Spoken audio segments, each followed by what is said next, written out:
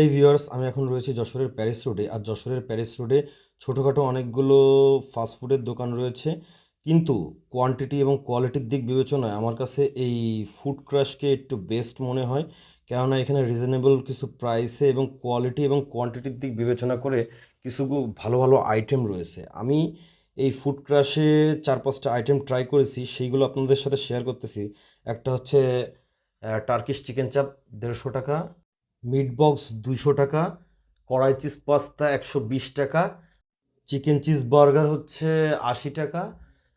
আমি যে চারটার নাম বললাম, কোয়ান্টিটি কোয়ালিটির দিক থেকে ভাই কোনো অংশে কমতি নাই। কিন্তু আমার কাছে সব থেকে বেস্ট লাগে যেটা, সেটা হচ্ছে এই যে পাস্তাটা।